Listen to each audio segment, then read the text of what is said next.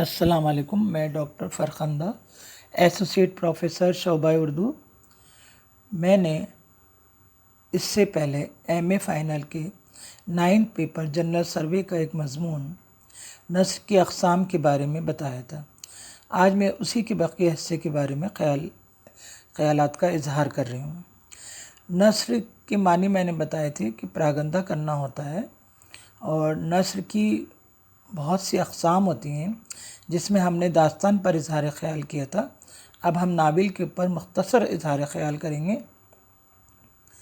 Novel انگریزی زبان کا لفظ ہے جس کے معنی ہے عجیب و غریب چیز. اصطلاح ادب میں ناول افسانوں کی ایک خاص صنف کو کہا جاتا ہے. یہ صنف انگریزی ادب کے زیر اثر اردو میں آئی. ناول کی تعریف میں کہا جا سکتا ہے کہ وہ نثری قصہ ہے جس میں صنعتی عہد کے پس منظر میں فرد اور سماج کی کشمکش کو دکھایا گیا ہو. حقیقت ہے کہ ناول نگاری کا فن ایک خاص نقطۂ نظر کے تحت زندگی کے حقائق کی تصویر کشی کرتا ہے. انگریز مصنف پرسٹلے کا کہنا ہے کہ ناول زندگی کا آئینہ دار ہے. ناول کا موضوع فرد ہے, یعنی انسان ہے, اور اول تا آخر ناول کا پورا پلاٹ اس فرد یا معاشرے کے گرد گھومتا ہے جو تھوڑے تھوڑے وقفے سے اپنے سماجی پس منظر کے ساتھ قارئین کے سامنے آتا ہے. ناول کے اجزائے ترکیبی: پلاٹ, کردار, مکالمہ, منظر نگاری, نظریہ حیات. اردو ادب میں ناول نگاری کا آغاز سر سید تحریک کے زیر اثر ہوا, اور سر سید کے رفقا ڈپٹی نذیر احمد نے سب سے پہلے ایک ناول لکھا جس کا نام تھا میرات العروس, جو 1869 میں لکھا گیا. نذیر احمد سے پہلے کوئی ایسی تصنیف نہیں ملتی جسے ناول کہا جا سکے. ان سے پہلے کی بیشتر نثری تصانیف داستانوں میں شمار کی جاتی جن کی حیثیت حسین خوابوں کے علاوہ اور کچھ نہیں ہے. اس کے برخلاف ناول اور زندگی کا ساتھ چولی دامن جیسا ہے. ناول میں حقیقی قصے ہوتے ہیں. ناول کی خصوصیت یہ ہے کہ اس سے اصلاح اور تبلیغ کا کام لیا جا سکتا ہے.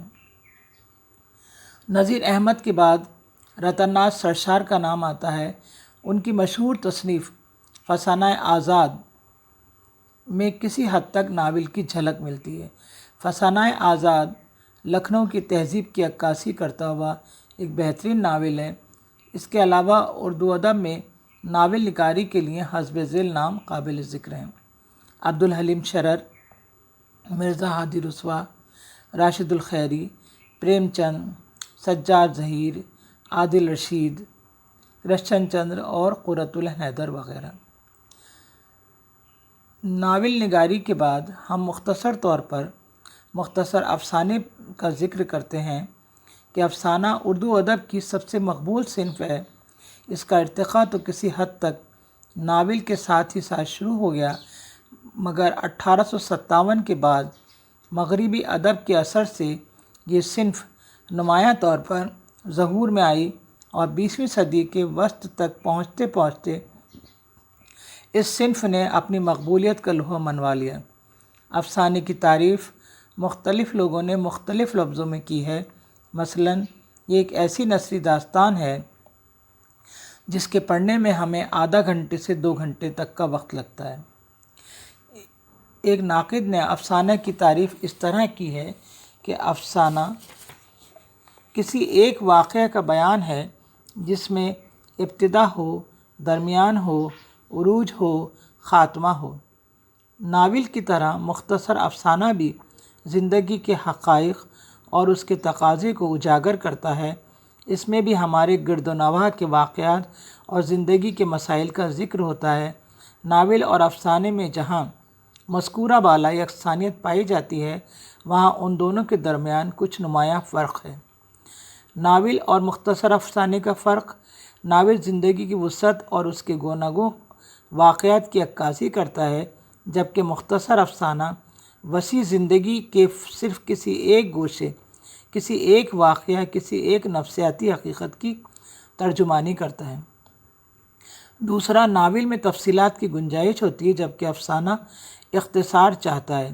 تیسرا، ناول میں کرداروں کی تعداد پر کوئی بندش نہیں ہے، مگر مختصر افسانے میں کرداروں کی تعداد کم سے کم ہوتی ہے۔ چوتھا، ناول میں قارئین کی توجہ اس کے واقعات کے ساتھ ساتھ گھٹتی یا بڑھتی رہتی ہے، مگر مختصر افسانے میں قاری کی توجہ کسی ایک واقعے کی طرف مرکوز ہو کر رہ جاتی ہے۔ افسانے میں تاثر جبھی پیدا ہوتا ہے جب وہ حقیقت سے قریب ہو۔ ایک اچھے افسانے کی یہ خوبی ہے کہ اس کے کردار وہی زبان بولتے ہوں جس طبقے یا ماحول سے وہ تعلق رکھتے ہوں۔ افسانے کے کردار زندہ ہوں اور کہانی آس پاس کے ماحول اور زمانے کے مطابق ہو۔ اس میں اچھے پلاٹ، کردار اور تکنیک کے ساتھ ساتھ کوئی اخلاقی یا معاشرتی اصلاح کا پہلو بھی نمایاں ہو۔ مختصر افسانے کے اجزائے ترکیبی: پلاٹ، کردار نگاری، تکنیک یا فن۔ مختصر افسانے کا آغاز پریم چند سے ہوتا ہے، انہیں افسانوں کا شہنشاہ کہا جاتا ہے۔ اردو افسانے کے ابتدائی دور کے مشہور افسانہ نگاروں میں پریم چند، سلطان حیدر جوش، سجاد حیدر یلدرم، علی عباس حسینی، کرشن چندر، عصمت چغتائی، قرۃ العین حیدر، یہ سب وہ نمایاں افسانہ نگار ہیں جنہوں نے افسانے کو بلندیوں پر پہنچایا۔